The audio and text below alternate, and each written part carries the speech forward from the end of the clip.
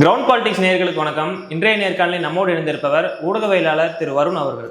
வணக்கம். வணக்கம் Danny sir. இன்னைக்கு சென்சேஷனலாக ராகவா லாரன்ஸ் அவர்கள் புதுசாக அரசியலுக்கு நான் வரப்போறதா சொல்லியிருக்காரு. அவர் சொல்கிற விதத்தை பார்த்தா நண்பர்னு சொல்லிட்டு விஜய் அவர்கள் தான் சொல்கிறதா குறிப்பிடுறதா. அது திருச்சி கிழக்கில் அவர் போட்டியிட வாய்ப்பு இருக்கிற மாதிரியும் சொல்கிறாங்க. ஸோ அவரோட அரசியல் வருகையை நீங்கள் எப்படி பார்க்குறீங்க? இப்போ விஜயா இருக்கலாம்ன்ற அனுமானம் தான் இருக்குது, அதுக்கான வாய்ப்பும் இருக்கலாம். ஏன்னா ராகவா லாரன்ஸ்லாம் பார்த்திங்கன்னா அவருக்கு என்ன பெரிய கொள்கை இருக்குது. இப்போது ஒரு பேய் படம் வந்தால் பார்த்திங்கன்னா தொடர்ந்து பேய் படமாக வரும் தமிழ் சினிமாவில், சாமி படம் வந்தால் சாமி படம் வரும். அந்த மாதிரி பார்த்திங்கன்னா அரசியலுக்கு சினிமாவிலேருந்து வர்றாங்க, ஒரு சக்ஸஸ் ஆகிடுச்சு அப்படின்னா மற்ற நடிகர்களுக்கெலாம் அதை ஏற்றுக்க முடியுதோ இல்லையோ அவங்களால அதை நம்மையே ட்ரை பண்ணி பார்க்கக்கூடாது. இன்றைக்கி யாரெல்லாம் அமைச்சராக இருக்காங்க, யாரெல்லாம் லைக் ஒரு இயல்நிலை மக்கள், ஒரு சாதாரண குடும்பத்துலேருந்து அமைச்சராக இருக்காங்க, வயசில் சின்ன பையன் இருக்காங்க. சினிமாக்காக பார்த்திங்கன்னா ஆங்கர் பண்ணிட்டு இருந்தார் ஒருத்தர், அவர் இன்றைக்கி ஒரு அமைச்சராக இருக்கார். அப்படிங்கிற பட்சத்தில் நம்ம ஏன் அந்த ஆப்பர்ச்சுனிட்டியை யூஸ் பண்ணிக்கக்கூடாது அப்படின்னு சொல்லிட்டு சினிமா துறையில் நிறைய பேர் யோசிக்கிறாங்க. அது மட்டும் இல்லாமல் முகம் தெரியாதவர்களே விஜய்க்காக ஓட்டு போடுறப்போ நம்ம முகம் தெரிஞ்சவங்க, அதனால் விஜய் கட்சியில் சேர்ந்து வாக்கு வாங்கி ஜெயிக்கலாம் அப்படின்னு நினைக்கிறதா மட்டும் இல்லாமல், இன்னொரு சைடு அண்ணாமலை அவர்களும் பார்த்திங்கன்னா ஒரு இயக்கம் தொடங்க போகிறதா சொல்கிறாரு. அதில் கூட போய் இணையறதுக்கான வாய்ப்பு இருக்குது. இந்த நேரத்தில் நம்ம ஒரு கன்ஃபார்ம் இல்லாமல் விஜய் கட்சியில் தான் அவர் சேர போகிறாரு அப்படின்னு சொல்லிட்டு சொல்ல முடியாது. இருந்தாலும் நீங்கள் ராகவா லாரன்ஸ் பற்றி கேட்குறப்போ பார்த்திங்கன்னா அவருக்கு அரசியலில் பிரவேசம் பண்ணுற ஆசை ஏற்கனவே இருந்தது.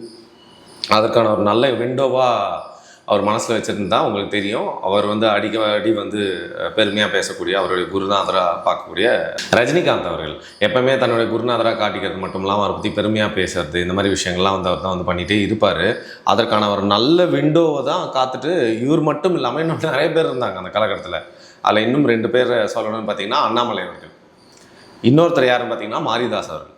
ஏன்லாம் இன்னும் நிறைய பேர் இருக்காங்க, மற்றவங்களுக்கும் முகம் தெரிஞ்சவங்க அப்படிங்கிறனால சொல்கிறேன். ரஜினி அவர்கள் கட்சி ஆரம்பிப்பாங்க, நம்ம போய்ட்டு அதில் இணைந்து பணியாற்றணும்னு சொல்லிட்டு ரொம்ப எதிர்பார்த்து காத்திருந்தார் ராகவா லாரன்ஸ். அதுக்கு முன்னாடி எப்போல்லாம் பார்த்திங்கன்னா ரஜினி அவர்களோட பிறந்தநாள் விழா இருக்கும், அங்கெல்லாம் போய்ட்டு அவர் புகழ்ந்து பேசுறது மட்டும் இல்லாமல் இன்டெரக்டாக நாம் தமிழர் கட்சியின் சீமான் அவர்களையும் விமர்சிச்சுலாம் பேசியிருக்காரு.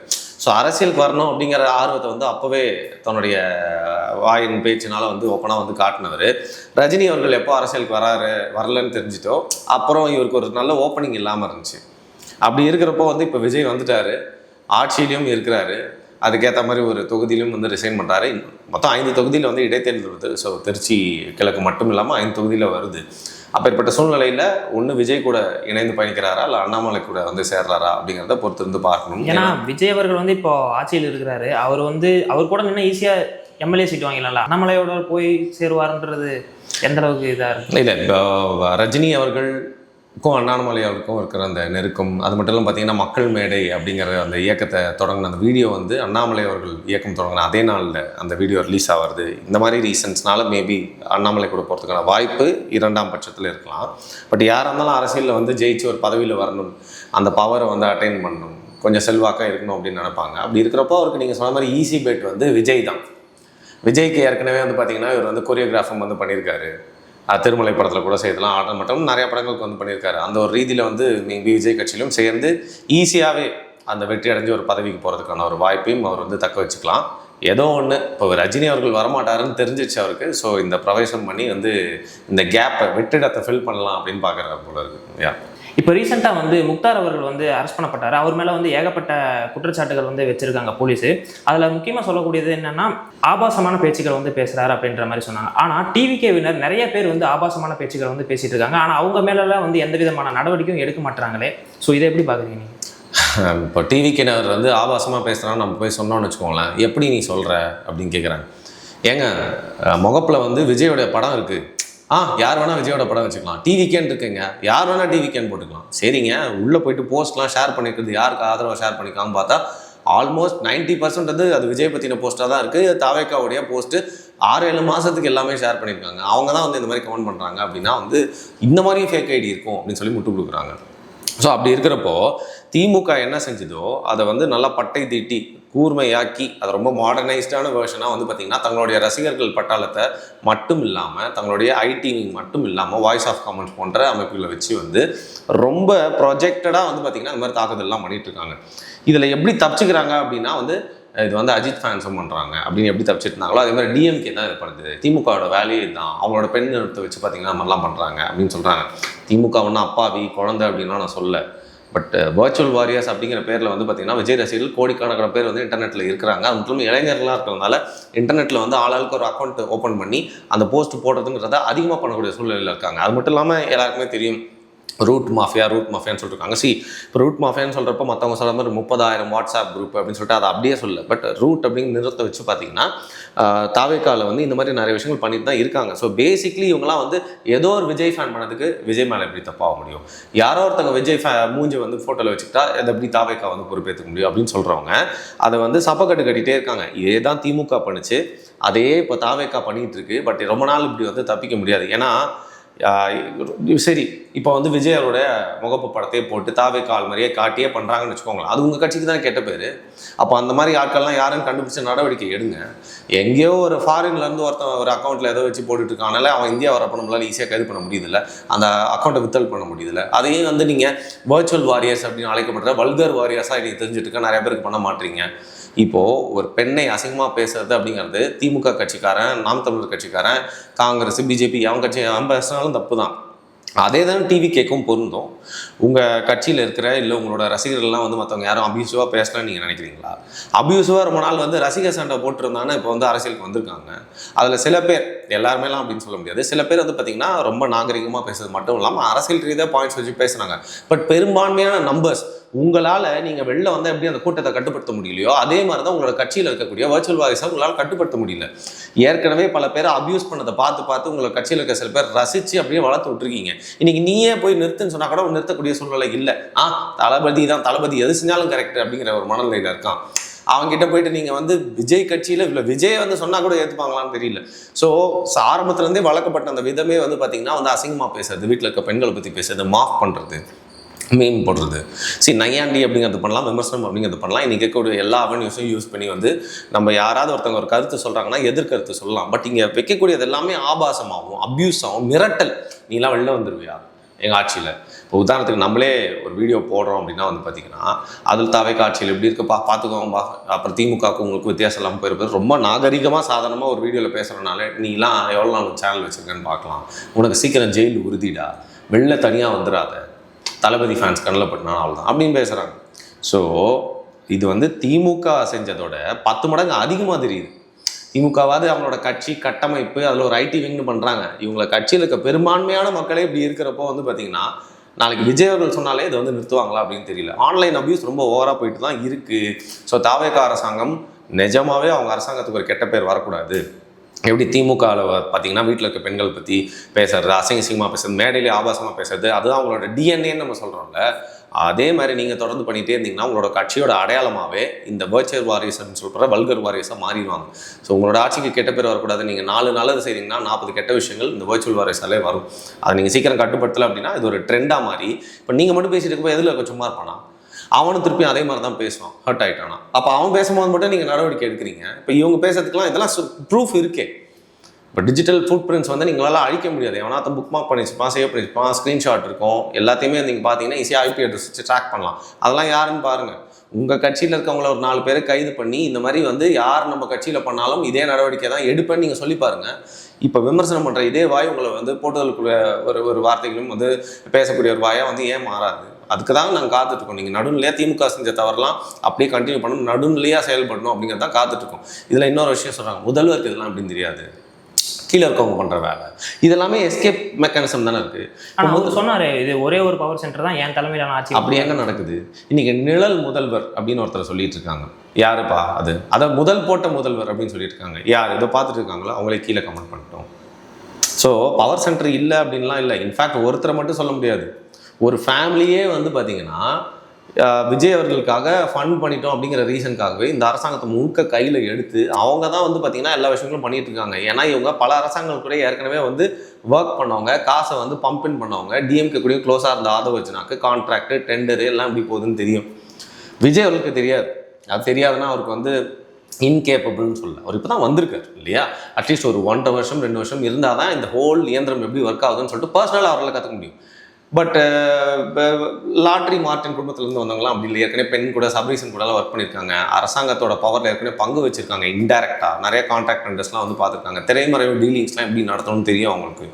ஸோ அந்த வகையில் நீங்கள் ஒன்று காட்டுறீங்கல்ல, அது வந்து இல்லை, மக்கள்கிட்ட சீக்கிரமாக வந்து அதுக்கு பின்னாடி நிறைய விஷயங்கள் நடக்குது, பவர் சென்டர் இருக்குது அப்படிங்கிறத மக்கள் ஏற்கனவே உணர ஆரம்பிச்சிட்டாங்க.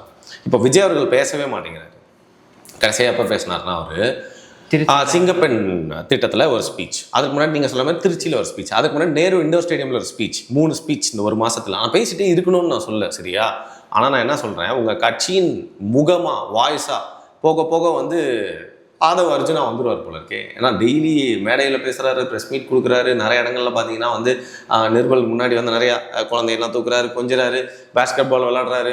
ஸோ முழுக்க முழுக்க உங்கள் கட்சியோட மவுத் பீஸாக வாய்ஸாக வந்து பார்த்தீங்கன்னா voice of commons Aadhav Arjuna மாறிட்டே வராரு.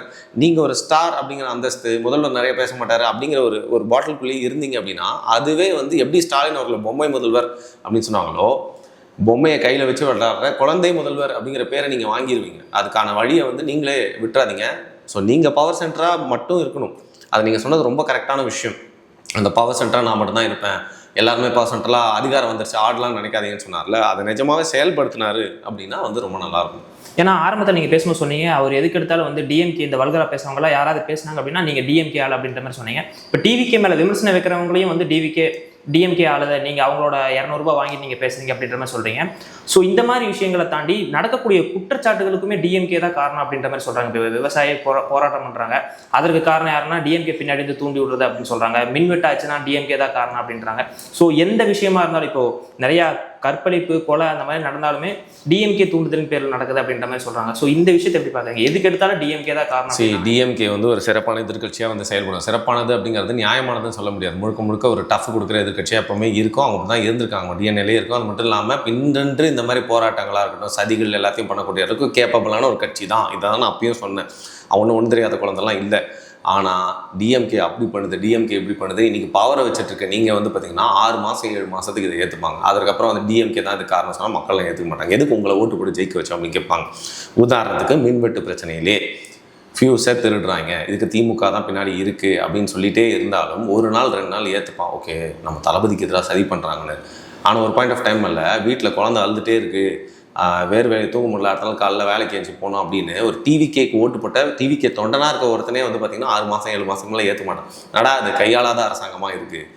ஆமாம், ஃபியூஸை பிடுங்குறானா, நீ பிடுங்க விடாமல் பார்த்துக்கோ, சிசிடிவி கேமரா போடு, நிறைய போலீஸ் நடமாட்டம் வைங்க, இது மாதிரி பண்ணுறவங்கள தகுந்த நடவடிக்கை எடுங்க. அது மட்டும் இல்லாமல் அவங்க இபி டிபார்ட்மெண்ட்டில் இருந்தாங்கன்னா துறை ரீதியாகவே ஒரு கடுமையான நடவடிக்கை எடுக்கணும். அப்படி தான் அதை நிறுத்த முடியும்.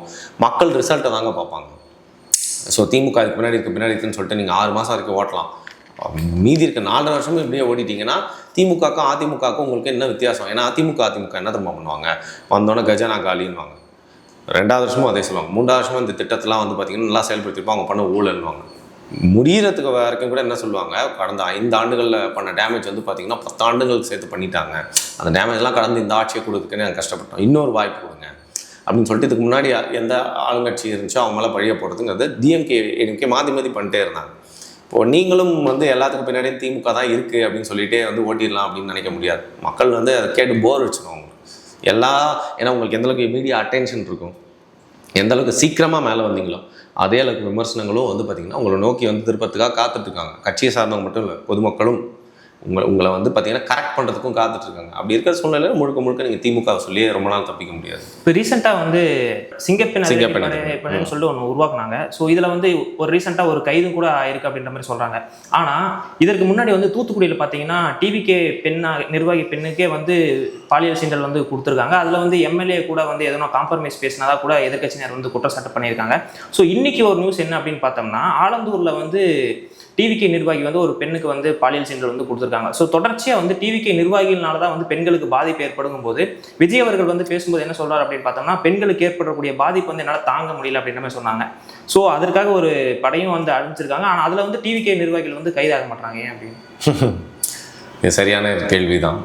இது மக்கள் பார்த்துட்டு தான் இருக்காங்க. நீங்கள் சிங்கப்பெண் சிறுடை, கருப்பு சட்டை, காக்கி பேண்ட்டு, அங்கே போகிறாங்க இங்கே போகிறாங்கன்றதுக்கு எந்தளவுக்கு மீடியா அட்டென்ஷன் கிடைக்குதோ, அது என்ன தாவேக்கா நிர்வாகின்னு சொல்லப்படுற அந்த கேஸ் கிட்ட மட்டும் சிங்கப்பெண் படை வரவே மாட்டேங்குது அப்படிங்கிற கேள்வி ஆல்ரெடி வர ஆரம்பிச்சிருச்சு.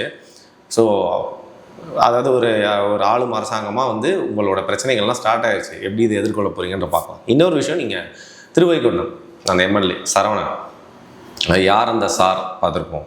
இதில் வந்து யார் அந்த மேலிடம் அப்படின்னே நம்ம வந்து தாவேக்கா அரசாங்கத்தை நோக்கி வந்து கேள்வி கேட்கலாம் போல இருக்குது. அந்த பெண் போயிட்டு இவங்களுக்காக தான் ஒர்க் பண்ணியிருக்காங்க. அந்த பாதிக்கப்பட்டவனை போய் சொல்கிறப்போ இந்த எம்எல்ஏ என்ன சொல்லியிருக்காரு, உனக்கு வேலை வாங்கி தரேன்னு சொன்னது மட்டும் இல்லாமல் இன்னொருத்தர் நிர்வாகி என்ன சொல்லியிருக்காரு, மேலிடத்தில் எங்களுக்கு எல்லாருக்குமே தெரியும் அப்படின்னு சொல்லியிருக்காரு. ஸோ மேலிடம்ன்றது யார்? நம்பர் 1 இருக்கக்கூடியவரா, 2 இருக்கக்கூடியவா, நம்பர் 3 இருக்கக்கூடிய இல்லை முதல் 5 பேரில் யாரை சொல்கிறீங்க நீங்கள்? அவரும் அந்த சார் தானே. யார் அந்த சார் சொல்லுங்கள்? சப்போர்ட் பண்ணி மேலிடம் இருக்குது அப்படின்னு சொன்ன சார் யார்? இப்போது வேலை வாங்கி கொடுத்துற இப்போ விவேக் ஒரு படத்தில் வந்து பார்த்திங்கன்னா கற்பழிச்சவனுக்கே வந்து கல்யாணம் பண்ணி வைக்கிறேன் அப்படிங்கிற மாதிரி இருக்கும். அதுக்கும் வந்து உங்களுக்கு இந்த தப்பு நடந்து போயிடுச்சு, வேலை வாங்கி தரேன், உங்களுக்கு செட்டில் பண்ணி தரேன் அப்படின்னு சொல்கிறதுக்கு என்ன வித்தியாசம் இருக்குது? ஸோ அண்ணா யூனிவர்சிட்டியில் நடந்த அந்த வழக்கை ஹேண்டில் பண்ணுற மாதிரியே நீங்கள் வந்து பார்த்திங்கன்னா அந்த பாதிக்கப்பட்ட பெண்ணுக்கு வந்தோன்னு நீங்கள் அவங்களுக்கு சரியான நீதியை வாங்கி கொடுத்துருந்தீங்கன்னா இந்த விஷயம் வெளிலே வந்திருக்கு. இன்ஃபேக்ட் அவங்களே மறந்துட்டு யாரோ 2 பேர் பண்ணதுக்கே வந்து விஜய் அவர்களையும் அவருடைய கட்சியும் அவருடைய ஆட்சியும் நம்ம வந்து ஒரு கெட்ட பேருக்குள்ளாக்கணும் அப்படின்னு சொல்லிட்டு அவங்க ரொம்ப நன்றி மறவாமல் அந்த பாதிப்பெல்லாம் கடந்து போயிருப்பாங்க. பட் இன்றைக்கு வரைக்கும் அவங்க நியூஸ் சேனல் முன்னாடி வந்து புலம்புறமாக தானே வச்சுருக்கீங்க. ஸோ நிஜமாவே இந்த ஒரு பர்டிகுலர் விஷயத்தில் வந்து பார்த்திங்கன்னா திமுக எம்எல்ஏவோட தொகுதியில் எப்படி நடந்திருந்தா அவங்க எப்படி ஹேண்டில் பண்ணுவாங்களோ அதே மாதிரி அச்சு பிசுறாமல் நீங்களும் அதே மாதிரி தான் ஹேண்டில் பண்ணுறீங்க. ஸோ டிஎம்கே 2.0 இல்லைங்க, டிஎம்கே × 2 அப்படின்னு மக்கள் சொல்லிட போகிறாங்க அப்படின்னு தான் நாங்கள் எச்சரிக்கிறோம். ஏன்னா இதுக்கு முன்னாடி கூட டிஎம்கே ஆட்சியில் கூட எம்எல்ஏ பேர் அந்த மாதிரிலாம் வந்து அடிப்படை பெரும்பாலும் அவங்க நிர்வாகிகள் ஒரு கடைமட்ட தொண்டர்கள் இந்த மாதிரியான பேர் வந்து அடிபட்டு சொல்லுவோம் இல்லை. இப்போ வந்து நிர்வாகிகள் மட்டும் இல்லாமல் பெரிய அந்த எம்எல்ஏ பதவியில் இருக்கவங்களும் சரி அந்த மாதிரியான பெரிய இடத்துல இருக்கவங்களே வந்து நிறைய தப்புகள் வந்து செய்கிறாங்க. ஸோ அவங்க மேலே ஏகப்பட்ட குற்றச்சாட்டு வந்து போயிட்டுருக்கு. ஸோ இவங்க கேண்டிடேட் அனௌன்ஸ் பண்ணும்போது என்ன சொல்லியிருந்தாங்க அப்படின்னு பார்த்தோம்னா நிறையா வந்து இந்த மாதிரி கிரிமினல் பேக்ரவுண்ட் இருக்கவங்களை வந்து கேண்டிடேட்டாக நிறுத்தியிருக்காங்க. ஸோ இது வந்து மிகப்பெரிய பிரச்சனையாக இருக்கும் அப்படின்னு மாதிரி சொன்னாங்க. ஸோ அதனோட எதிர்விளைவாக தான் இது இப்படி நடக்குதுன்னு பார்க்கலாமா? இல்லை, கண்டிப்பாக இருக்க தானே செய்யணும். இப்போ பாஜக ஒரு காலத்தில் வளர்ந்துனாங்க. பாஜகவோட நிர்வாகி யாருன்னு கேட்டிங்கன்னா எல்லாருமே வந்து பார்த்திங்கன்னா கிரிமினல்ஸு ரவுடிங்களாக இருந்தாங்க. இங்கேயும் வந்து டக்குன்னு ஏரியாவை பிடிக்கணும் அப்படிங்கிறதுக்காக அந்த ஏரியாவில் ஓரளவுக்கு இன்ஃப்ளூயன்ஷியலாக இருக்கவங்க ஒன்று அதிமுகவில் இருந்திருப்பாங்க. மீதி இருக்கவங்களா யாருன்னா திமுகலேருந்து அதிமுகலாம் அதிருப்தியாகி வெளில வந்திருப்பாங்க. அப்படியும் உங்களுக்கு ஒரு ஆப்ஷன் பல தொகுதிகளில் கிடைக்கல அப்படிங்கிறப்ப இந்த மாதிரி ரவுடித்தனம் பண்ணிட்டு இருந்த ஹிஸ்ட்ரி ஷீட்டர்ஸ் அப்படின்னு சொல்லுவாங்க இல்லையா, அந்த மாதிரி நபர்கள் அதிகமாக டிவிக்கு வந்து கேண்டிடேட்டாக நின்றுருக்காங்கன்றத தேர்தலில் முடிவுக்கு முன்னாடியிலேருந்து நம்ம வந்து சொல்லிட்டு இருக்கோம். ஸோ அதோடைய ரிசல்ட்டு தான் அது. என்ன உள்ளே இருக்கோ அதெல்லாம் வெளில வரும். ஸோ இவங்கெல்லாம் இப்படி தான் அப்படின்னு சொல்லிட்டு கட்சியில் இருக்க தொண்டர்கள்லாம் சொல்ல, நீங்கள் யாரெல்லாம் வந்து பார்த்தீங்கன்னா வேட்பாளர்களாக வாய்ப்பு கொடுத்துருக்கோம், பெரும்பான்மையெல்லாம் வந்து கேஸ் வாங்குறதுக்கான சாட்சி இருக்குது, டேட்டாவோட எல்லாருமே போட்டிருக்காங்க, எல்லா நியூஸ் சேனல்ஸையும் போடுறாங்க, உங்களோட எதிர்கட்சிகள் எல்லாமே போட்டிருக்காங்க. ஸோ அதோட வெளிப்பாடாக தான் இதெல்லாம் வெளில வந்துட்டுருக்கு. ஒன்றே ஒரு விஷயம், நீங்கள் வந்து ஒரு ஸ்டார் உங்கள் மூஞ்சி பார்த்து தான் ஓட்டு போட்டிருக்காங்களான்னா ஆமாம் உங்கள் மூஞ்சி பார்த்து தான் ஓட்டு போட்டிருக்காங்க. எல்லா தொகுதியிலையும் விஜய் விஜய் விஜய் சொன்னால் நம்மளாம் கிண்டல் பண்ணோம், ரொம்ப அண்டர் எஸ்டிமேட் பண்ணோம். பட் எல்லா தொகுதியிலும் விஜய் இருந்தால் தான் நினச்சி ஓட்டு போட்டிருக்காங்க. ஆனால் இந்த சரவணன் மட்டும் இல்லாமல் வேறு எல்லா எம்எல்ஏஸும் எடுத்துக்குவாங்க. ஏன் மினிஸ்டராக இருக்கவங்க கூட எந்த தப்பு பண்ணாலும் அந்த மினிஸ்டர்னு எடுத்துக்க மாட்டாங்க, விஜய் தப்பு பண்ணதாக தான் எடுத்துப்பாங்க. ஸோ உங்களுடைய கன்று வந்து பார்த்திங்கன்னா அதை டபுள் எட்ஜ் வேர்டுன்னு சொல்லுவாங்க. நீங்கள் கூர்மையாக நீட்டு இருக்க கத்தியோட இன்னொரு முனையும் கூர்மையாக இருக்குது, அது உங்களையும் குத்துறதுக்கான வாய்ப்பு இருக்குது அப்படின்னு தான் நம்ம சொல்கிறோம். பார்க்கலாம், நிறைய விஷயம் நம்மளோட பகிர்ந்துட்டீங்க. நன்றி.